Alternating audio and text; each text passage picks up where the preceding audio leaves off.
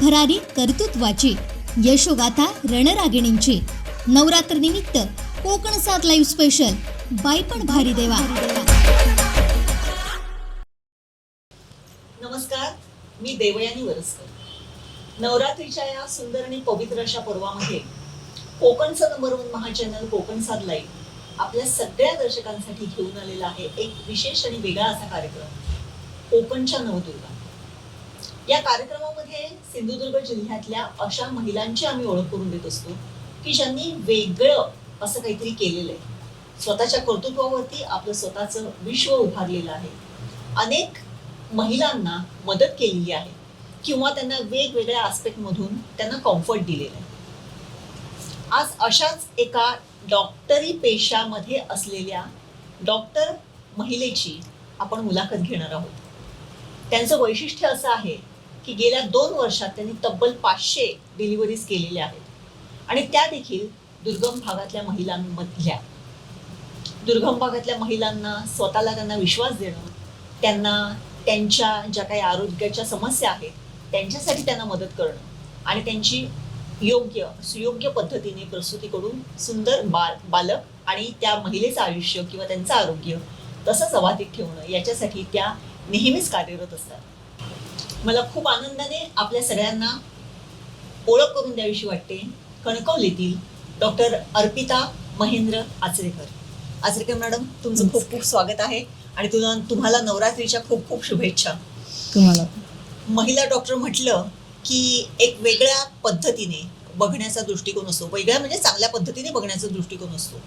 तुम्ही मूळच्या कोकणातल्याच आहात, तुमचं माहेर कोकणातलं आहे आणि लग्न होऊन सुद्धा तुम्ही कोकणातच आलेले आहात.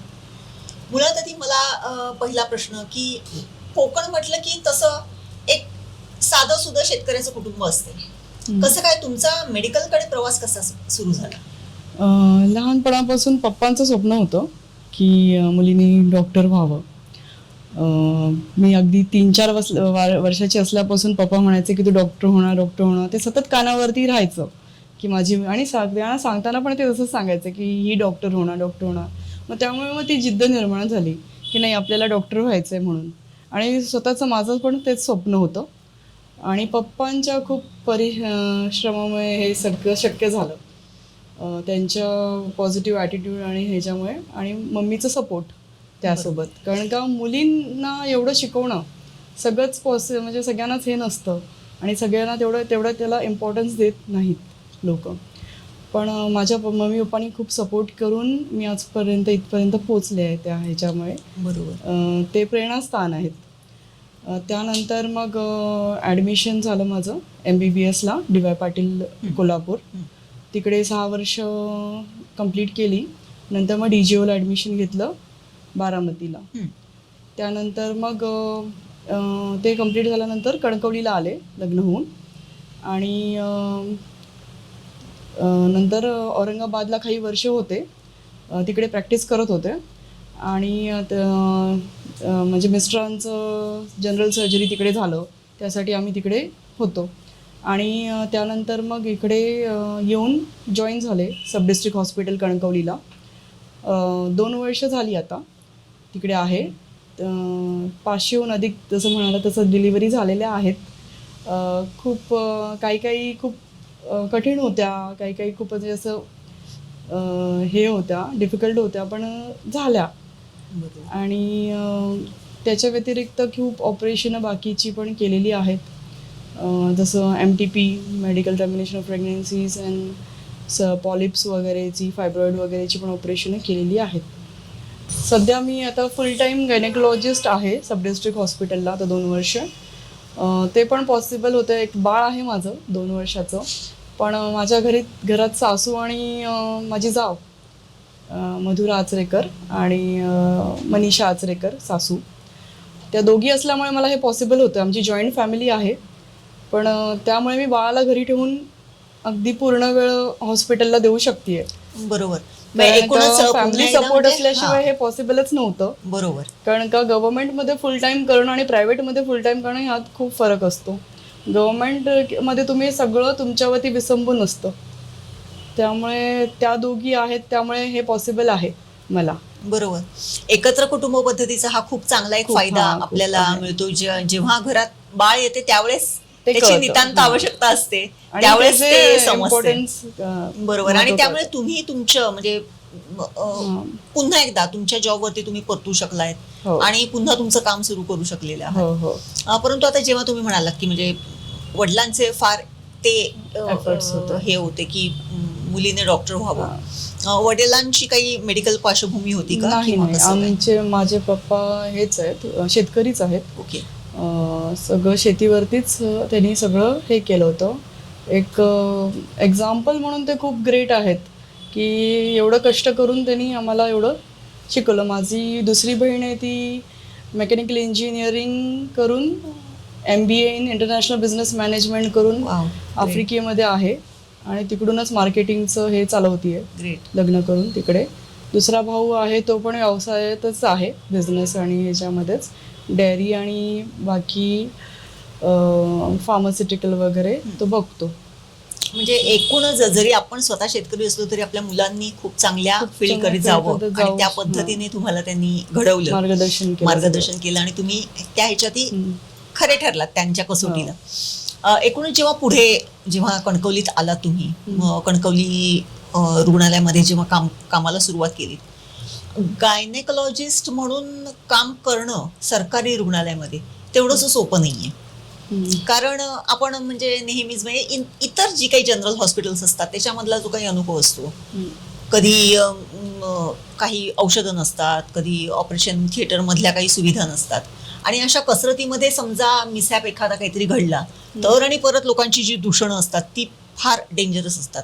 परंतु ती सगळी ओव्हरकम करून तुम्ही अत्यंत, कारण कणकवली रुग्णालय जे आहे त्याची गायनेकची एक परंपरा आहे. तिथले जे अगोदरचे तुमचे जे हे होते अगोदरचे गायनेकोलॉजिस्ट होते त्यांनी एक वेगळ्या ह्याच्यावरती नेऊन ठेवलेलं होतं. म्हणजे अनेकदा ते परत यावेत किंवा त्यांना परत घ्यावं ह्याच्यासाठी सुद्धा आंदोलनं झालेली आहेत आपल्याकडे. अशा पार्श्वभूमीवरती नवीन एक डॉक्टर गायनेकोलॉजिस्ट येते आणि 2 वर्षामध्ये 500 डिलिव्हरीज करते. हे जे काही गणित आहे ते तुम्ही कसं साध्य केलं? या अगोदर जे गायनेकोलॉजिस्ट होते ते मेल होते. मेल गायनेकोलॉजिस्ट आणि फिमेल गायनेकोलॉजिस्ट मध्ये थोडासा आपला अजून भाग तसा एवढा फॉरवर्डेड नाही आहे की एवढं ओपनली म्हणजे चेकअप्स वगैरे करेल. मी फिमेल असल्यामुळे तसं पेशंट फ्लो वाढला. दुसरी गोष्ट की गव्हर्नमेंटमध्ये जसं तुम्ही बोललात की किचकटीचं असतं सगळं, पेशंटचे नातेवाईक आणि ऑल सगळं हँडल करणं. पण काउन्सिलिंग आपण जर पेशंट्सच्या नातेवाईकांसोबत वेळोवेळी केली, सगळ्याच गोष्टींची व्यवस्थित त्यांना सगळं समजवून सांगितलं तर थोडाफार ह्याच्यात फरक पडतो आणि तो विश्वास एक निर्माण होतो की डॉक्टरां आपल्यासोबत बोलतात, आपल्याला सगळं समजून सांगतायत. म्हणजे एक जो बॉन्ड बनतो ना तो खूप इम्पॉर्टंट होता आणि हळूहळू बनत गेला तो इकडे. नवीन असताना थोडे प्रॉब्लेम झाले समजण्यामध्ये आणि ह्याच्यामध्ये, पण हळूहळू ॲडजस्ट मी पण झाले आणि लोक पण झाली. त्यामुळे थोडंसं ते आता व्यवस्थित आहे सध्या. वैभववाडी सारख्या म्हणजे जो दुर्गम तालुका म्हटला जातो अशा ठिकाणी देखील तुम्ही कॅम्प घेता, मार्गदर्शनही करता. कशा तिथल्या महिलांचा, कारण फारच दुर्गम आहे, एका टोकाला कसं आहे वैभववाडी तालुका तसा आयसोलेटेड आहे. त्याच्यामध्ये विभाग म्हणजे कोल्पे, उंबर्डे, कुर्ली, त्यानंतर मग असे गावं आहेत जी आयसोलेटेड आहेत, ज्यांना तिथे रोड पण नाही आहे, ST पण जात नाही, अशा पण गावं आहेत. आणि अशा ज्या महिला होत्या त्या अचानक गव्हर्नमेंटमध्ये यायच्या रात्रीच्या वेळेस आणि खूप म्हणजे तारंबळ उडायची आणि काय करायचं, इन्व्हेस्टिगेशन झालेले नसायचे, चेकअप्स नसायचे, ब्लड ग्रुप पण इवन नसायचे, HB वगैरे पण नसायचं, सोनोग्राफी पण नसायची कधी कधी. मग ह्या गोष्टी लक्षात आल्या. त्यासाठी मग तिथल्या जे मॅनेजमेंट आहे गव्हर्नमेंटची त्यांच्यासोबत हे करून 2 कॅम्प चालू केले तिथे. एक उंबर्डेला ते 2 दिवस असतं आणि एक वैभववाडीला ते 1-2 दिवस असतं. त्यानंतर मग महिन्यातून ते एकदा कॅम्प होतं असे 4 दिवस. आणि ते चालू केल्यानंतर मग खूप साऱ्या महिला तिथे येतात त्यांच्यासाठी स्पेशली गाड्या अरेंज करतात. तिथले जे मॅनेजमेंटची लोकं बरोबर. आहेत ती त्यांना घेऊन येतात, परत सोडतात. व्यवस्थित त्यांचं दुपारचं जेवणाचं वगैरे बघितलं जातं. व्यवस्थित सगळं चेकअप्स वगैरे होतात.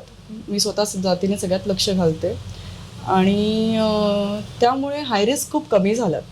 चेकअप्स महिन्याच्या महिन्याला व्हायला लागलेत तिथल्या लोकांचे.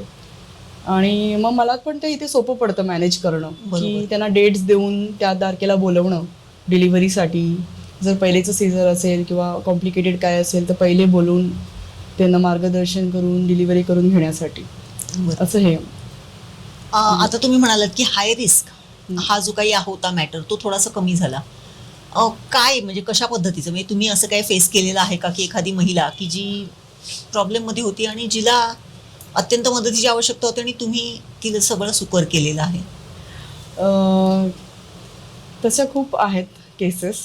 ॲक्च्युली प्रिव्हियस LSCS म्हणजे पहिल्याची सीझर होती झालेली आणि अचानक ती रात्रीची आलेल्या आहेत आणि मग पोटात दुखतंय, कळा खूप आहेत स्ट्रॉंग, पण डिलिव्हरी होऊ नाही शकत. पिशवी फाटण्याचे धोके वगैरे, बाळाचे ठोके वाढलेले असतात, तिचे ठोके अशा अवस्थेमध्ये डिलिव्हरीज सीझर केलेल्या आहेत एमर्जन्सीमध्ये. आणि तसेच डायबिटीज, त्यानंतर मग BP वाढलेला असतात. अशा पेशंट पण पहिले स्टार्टिंगच्या फेजमध्ये आलेले आहेत आणि त्याची डिलिव्हरी सीझर वगैरे झालेले आहेत इथे बरोबर. गव्हर्नमेंटमध्ये. बरोबर. तसेच निगेटिव्ह ब्लड ग्रुप वगैरेचे पण एमर्जन्सीमध्ये येऊन मग नंतर ओरसवरून स्वतः फोन करून अरेंज करणं, हे सगळ्या गोष्टी म्हणजे एक अनुभव होता तो. बरोबर. त्यावेळेस तो स्ट्रेसफुल होता, पण आता त्याची खूप असा अभिमान वाटतो की झाल्या माझ्याकडून. निश्चितच. आणि हां. त्यांचं स्वतःचं जेव्हा लाईफ जेव्हा हां. तुम्ही वाचवता त्याच्यानंतर त्यानंतर काही जो हे वेगळा होतो एक आणि आनंद. तो आनंद बघूनच खूप समाधान वाटतं. नक्कीच नक्कीच. आता जसं वैभववाडी किंवा तिथल्या म्हणजे उंबरडेमध्ये तुम्ही कॅम्प घेता आणि हाय रिस्क तिथल्या जे काही पेशंट्स आहेत किंवा महिला आहेत त्यांना एक वेगळा विश्वास निर्माण झालेला आहे. निश्चितच आवर्जून ते तुमच्याकडे येत असतील. परंतु पुन्हा एकदा कणकवली हॉस्पिटलमध्ये जेव्हा तुम्ही काम करता, कणकवलीमध्ये सुद्धा आज आपण कणकवली सुद्धा तसा एक कणकवलीचा भाग दुर्गमच आहे.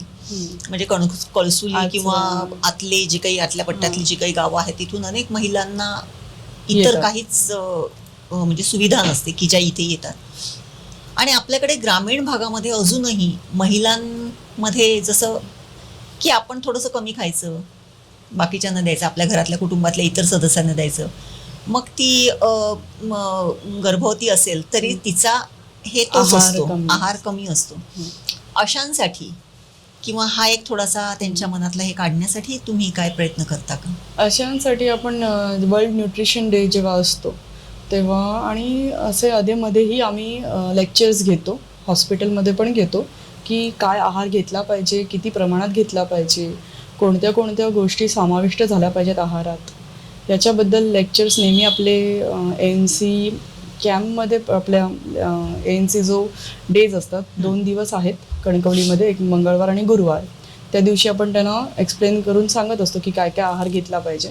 याच्या व्यतिरिक्त जे माझं वॉर्ड आहे, वॉर्डमध्ये पण आम्ही प्रत्येक राऊंडला हे एक्सप्लेन करत असते किंवा जेव्हा पण OPDला पेशंट असतो तेव्हा प्रत्येक पेशंटला आवर्जून सांगत असते की काय आहार घेतला पाहिजे. असं नाही की बाबा म्हणजे एकदाच सांगितलं असं नाही होत. याच्या व्यतिरिक्त जे मी वैभववाडीला कॅम्प घेते तिथे पण उपदेशन होतं की काय आहार घेतला पाहिजे, काळजी कशी घेतली पाहिजे, हाय रिस्क किंवा त्रास कुठले कुठले हे आहेत, हाय रिस्क सिम्पटम्स काय आहेत ते आपण ओळखले पाहिजेत, यासाठी पण त्याच्यामध्ये कॅम्पमध्ये सांगितलं जातं.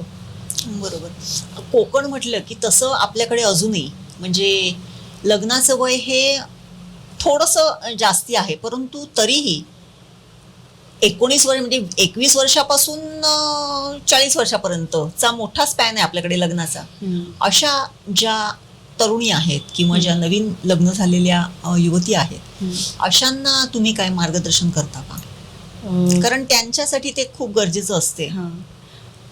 कसं असतं की म्हणजे मॅरेजमध्ये, लग्नामध्ये ॲडजस्ट व्हायला वेळ जातो.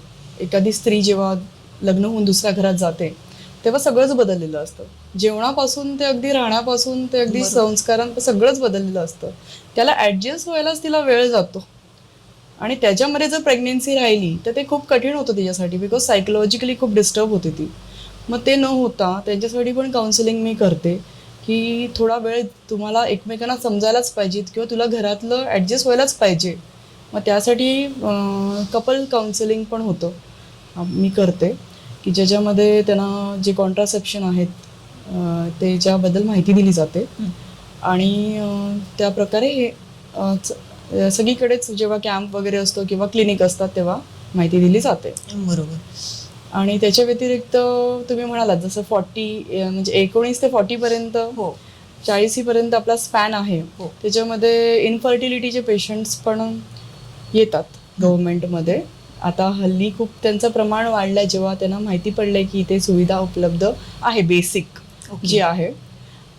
जे बेसिक वंध्यत्वावरती ट्रीटमेंट मी चालू केलेली आहे, गव्हर्नमेंटमध्ये होते ती. त्याच्याप्रमाणे त्यांना मार्गदर्शन आणि ट्रीटमेंट होते तिथे.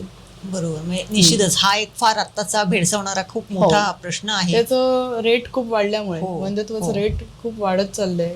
बरोबर. म्हणजे जसं बदल होतोय जेवणा खाण्यामध्ये, बरोबर. राहणीमानामध्ये, एकूणच. त्याच्यामुळे आणि त्याला आपला म्हणजे आपलं सिंधुदुर्ग जिल्हा सुद्धा काही कुठे कमी पडले, म्हणजे खूप आहेच पेशंट असे बदल. मिळायला लागलेले हो. आहेत. त्याचबरोबर म्हणजे जसं आपल्या ग्रामीण भागामध्ये आपला सिंधुदुर्ग वसलेला आहे तसा शहरी भागामध्ये सुद्धा वसलेला आहे. आणि शहरी भागातल्या युवती किंवा महिला ज्या असतात की ज्या मॉडर्न असतात, नोकरदार असतात, मग आपल्याकडे एक आणखीन आहे की ब्रेस्ट फिडिंगचा थोडासा हे व्हायला लागलेले आहे की नाही, म्हणजे बाहेरून हे द्यायचं. आणि त्यामुळे अनेक वेळेस आपल्याकडे ब्रेस्ट कॅन्सरचे सुद्धा हे पेशंट्स आपल्याला बऱ्यापैकी दिसतात. अशांना तुम्ही काय सांगाल? कसं आहे, आता न्यूक्लिअर फॅमिलीचं खूप हे झालेलं आहे, सध्या ट्रेंड तोच आहे. पण त्याच्यामध्ये त्याचं म्हणजे ॲडव्हान्टेजेस जसे आहेत तसे डिसॲडव्हान्टेजेस खूप जास्त आहेत. पहिले घरात सासू आई वगैरे असायची, आत्या मामी वगैरे असायची, ते सांगायच्या की बाळाला दूध कसं पाजलं पाहिजे, की काय काय पदार्थ खाल्ले पाहिजेत, किंवा मग काय कसं हे हँडल करायला पाहिजे बाळाला, हे सांगायच्या. पण हल्ली ते होत नाही आहे. म्हणजे न्यूक्लिअर फॅमिलीमध्ये सांगायलाच कोण नसतं की बाळाला घेऊ कसं, बाळाला पाजू कसं, बाळाला पाजून झाल्यावरती काय करायचं, किंवा कसं ठेवायचं, कसं झोपायचं, किंवा काय नाही करायचं. ह्यासाठी जेव्हा ब्रेस्ट फिडिंग वीक असतो, जो WHO हे केलेलं, त्या ह्याच्यासाठी आम्ही लेक्चर्स घेतो. गरोदर माता, डिलिव्हरी झालेल्या माता, त्यांच्यासाठी सब डिस्ट्रिक्ट हॉस्पिटलमध्ये आम्ही लेक्चर घेतो. त्याच्यामध्ये की ब्रेस्ट फिडिंग कसं केलं पाहिजे, त्याच्यानंतर मग किती वेळासाठी केलं पाहिजे, ते स्वच्छता कशी राखली पाहिजे ते करताना. त्याच्यानंतर मग फिडिंग झाल्यानंतर ढेकर काढल्याशिवाय बाळाला खाली ठेवता कामा नये, हे प्रत्येक आईला आम्ही त्याचं महत्त्व आणि त्याचे दुष्परिणाम हे सगळं समजवून सांगतो. आणि आहार कुठला घेतला पाहिजे ब्रेस्ट फिडिंग करताना, आणि ते का इम्पॉर्टंट आहे मातेच्या दृष्टीने आणि बालकाच्या दृष्टीने, हे सगळं आम्ही त्यांना समजवून सांगतो. त्या आठवड्यामध्ये पूर्ण आठवडाभर तो लेक्चर होतो. जसं तुम्ही विचारलात कॅन्सरबद्दल, स्तनांचं कॅन्सर, ब्रेस्ट कॅन्सरचे इथे स्क्रीनिंग मी करते, आणि डिटेक्शन झाल्यावरती मी डॉक्टर महेंद्र आचरेकरांकडून सर्जरीज ह्या करून घेते. बरं. आणि अशा खूप साऱ्या सर्जरीज झालेल्या आहेत इथे निश्चितच. कारण सरकारी म्हणजे ह्याच्यामध्ये उपजिल्हा रुग्णालयामध्ये अरे कणकवलीच्या. वा, ग्रेट. म्हणजे एका सरकारी रुग्णालयाचा एवढा चांगल्या पद्धतीने जर म्हणजे कॅन्सरच्या सुद्धा, ब्रेस्ट कॅन्सरच्या सुद्धा जर पीडितांना जर उपयोग होत असेल तर निश्चितच ते सक्सेसफुल झालं असं म्हणायला हरकत नाही. हेच करत असताना म्हणजे तुम्ही कणकवली रुग्णालय जे आहे तिथलं, म्हणजे मी परत एकदा त्या ह्याच्याकडे येईन की शासकीय हॉस्पिटल म्हटलं किंवा सरकारी हॉस्पिटल म्हटलं की घाण, वास, आणि त्यात करून जर तो गायनॅक वॉर्ड असेल तर काही विचारता सोय नाही. अशा याच्यामध्ये तुम्ही मात्र खूप चांगल्या पद्धतीने तो वॉर्ड डेव्हलप केलेला आहे आणि जास्तीत जास्त महिला तिथे कशा येतील याच्यासाठी तुम्ही प्रयत्नशील आहात. कसं काय तुम्ही करताय आणि कसं डेव्हलप केलंय? कसं आहे आता की म्हणजे मला त्याचा अभिमान आहे की मी जिथे काम करते आणि ते गायनॅक डिपार्टमेंट, ऑब्स्टेटिक डिपार्टमेंट जे आहे ते खूप स्वच्छ आहे. आणि त्याच्यासाठी माझा जसा खालीचा वाटा आहे त्याच्याहून जास्त स्टाफ, तिथले मावश्या, कामगार, सफाई कामगार, त्यांचा खूप वाटा आहे. त्यांनी सगळ्यांच्या एफर्ट्समुळे हे पॉसिबल झालेलं आहे. एवढी स्वच्छता, त्यानंतर मग सगळं टापटीपपणा वगैरे जे आहे, अख्ख्या सिंधुदुर्गामध्ये मॉड्युलर लेबर रूम कुठेही नाही आहे, पण सब डिस्ट्रिक्ट हॉस्पिटलमध्ये आमचं मॉड्युलर लेबर रूम आहे आणि बघण्यासारखं आहे. म्हणजे स्वच्छता जशी आहे, मॅनेजमेंट खूप चांगलं आहे वॉर्डचं, बरोबर. त्याच्यात सगळ्यांचाच वाटा आहे. म्हणजे नक्कीच. आपण ज्या पर्वामध्ये म्हणजे ह्या नवरात्रीच्या पर्वामध्ये जे एक वेगळं हटके काम करणारी महिला म्हणून तुमची जेव्हा मुलाखत घेतोय, खरं म्हणजे तुमचं काम म्हणजे नवरात्र ही एका सृजनशीलतेचं प्रतीक आहे. आपण पहिल्या दिवशी रुजवण घालतो आणि दिवसागणिक ते वाढत असते आणि 9व्या दिवशी त्याचं सुंदर मऊशार अशा हळदीचं पाणी घालून पिवळे असं धमक असे ते रुजून आलेलं असते. तसंच काहीसं तुमचं काम आहे की जे गर्भामध्ये जे बाळ असते त्याची 9व्या महिन्यापर्यंत जी काही काळजी घ्यायला पाहिजे ती कशी करावी ही तुम्ही सातत्याने त्या महिलेला सांगत असता. आजच्या दिनी ह्या सृजनशीलतेच्या दिनी तुम्ही सिंधुदुर्गातल्या महिलांना अशा महिलांना काय सांगाल? कसं आहे की खरं तर स्त्रियांना खूप कमी लेखलं जातं सगळीकडेच आणि सगळेच नाही होत, आता त्याच्यात बदल होत आहेत, पण स्त्रिया पण आपल्याकडे खूप कमी लक्ष देतात. ते बाळाचा विचार करणार, बाळाला भेटते की नाही, नवऱ्याला भेटते की नाही त्याचा विचार करत असतात आणि स्वतःकडे न्यूट्रिशनलीचं डेफिशियन्सी होते, म्हणजे कमी खाणं वगैरे ह्या सगळ्या गोष्टी, हायजीन वगैरे सगळ्याच गोष्टी येतात. तर मला असं सांगावंसं वाटतं की आपण जर पहिले स्वतःची काळजी घेतली महिलांनी तरच आपण दुसऱ्यांसाठी काहीतरी करू शकतो. म्हणजे घरातल्या महिलेवरतीच सगळं आधारित असतं, सगळंच कुटुंब आधारित असतं. मग त्यांनी पहिले स्वतःची काळजी घेतली पाहिजे. ती जेवणार नाही आणि सगळं केलं आणि मग ती आजारी पडली तर मग सगळंच विस्कळीत होतं. तिने स्वतःची काळजी आजारापणात नाही घेतली तर मग ते अजून कॉम्प्लिकेट होऊन पूर्ण फॅमिलीची हेल्थ इफेक्ट होणार.